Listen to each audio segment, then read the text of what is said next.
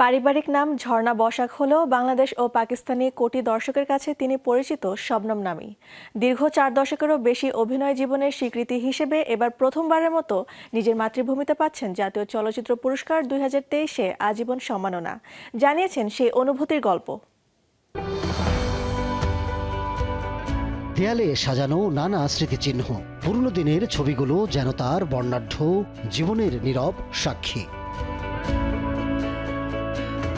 বাংলাদেশ ও পাকিস্তানের একসময়কার তুমুল জনপ্রিয় অভিনেত্রী শবনম। বয়সের ছাপ থাকলেও ব্যক্তিত্ব আর সৌন্দর্যের দীপ্তি এখনো ছড়ায় মুগ্ধতা।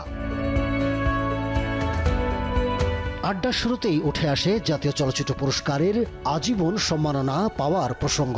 জানান দীর্ঘ 40 বছরের অভিনয় জীবনের স্বীকৃতি হিসাবে নিজের দেশ থেকে এমন সম্মান পাওয়া তার জন্য অন্যরকম অনুভূতির।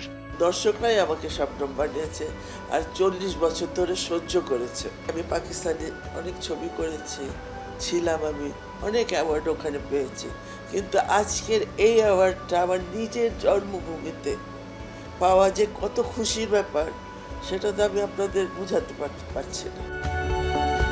আড্ডায় উঠে আসে তার অভিনয় জীবন থেকে দূরে সরে যাওয়ার কথা। 1999 সালে মুক্তিপ্রাপ্ত বহুল আলোচিত চলচ্চিত্র আম্মাজান সিনেমার পর আর কোনো সিনেমায় দেখা যায়নি তাকে। কি এর কারণ? আম্মাজানটা করার পরে তো আমি আর কোনো ছবি করতে পারছি না, বিকজ দ্যাট ক্যারেক্টারটা এত হাইটে নিয়ে গেছে আমাকে যে আমি ফিল করি এত খুশি যে যখন আমি কোথাও যাই সকলে বলে এই আম্মাজান আসছে, সরো সরো সরো। আমি বলি হ্যাঁ ভাই, তোমরা সবাই আমার ছেলে, আমি তোমাদের আম্মাজান। আমি এরপরে কোনো ছবি করতে পারি নাই। অফার তো প্রচুর ছবির জন্য এসেছে, কিন্তু বলছে না, এত উপরে নিয়ে গেছে আমাকে আম্মাজান। এরপরে যে কোনো ক্যারেক্টার বা যে কোনো আম্মাজানে আমি করতে পারবো না আর কি। ফিরে যান আরও পিছনের দিনে। অকপটে শোনান চলচ্চিত্রে আসার গল্প, অভিনয়ের শুরুর সময়ের নানা স্মৃতি, পাকিস্তান ও বাংলাদেশের চলচ্চিত্র জগতে কাজ করার অভিজ্ঞতা। এহতেশাম সাহেব যে ছিলেন ডাইরেক্টর, উনি বাবাকে রিকোয়েস্ট করলো যে এই তোর মেয়েকে দে না ফিল্মে।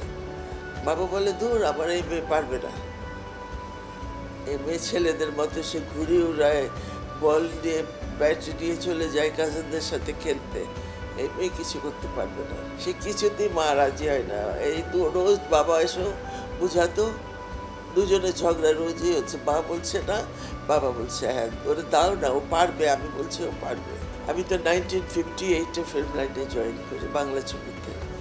তো তারপর আমার আরও ছবি সুপারহিট হয়। এরপরে এহতেশাম সাহেব বললেন যে দেখো ঝর্ণা, সবাই তখন দত্তদার ছিল, রহমান ভাই ছিল, অনেক আর্টিস্ট ছিল, তখন আমরা আমাদের সকলকে বসে বুঝালো যে দেখো আমরা যদি উর্দু ছবি করি তাহলে পাকিস্তানের একটা মার্কেট পাবো। চান্দা প্রথম ছবি শুরু করি, তখন তো উর্দু কি জানতাম না, বাংলাতে লিখে লিখে উর্দু বলতাম আর কি। তো তারপরে এভাবে শিখি, তখন এই ছবিটা পাকিস্তানে রিলিজ হয়, সেখানে সাংঘাতিক সুপারহিট হয়। আজীবন সম্মাননা একজন শিল্পীর অর্জনের কেবল আনুষ্ঠানিক এক স্বীকৃতি, তবে শবনমের মতো শিল্পীর প্রকৃত সম্মান দর্শকের হৃদয়ে, যেখানে অনেক আগেই স্থায়ী আসন তৈরি করে নিয়েছেন বরেণ্য এই অভিনেত্রী। Ahmed Tauquir, showbiz tonight.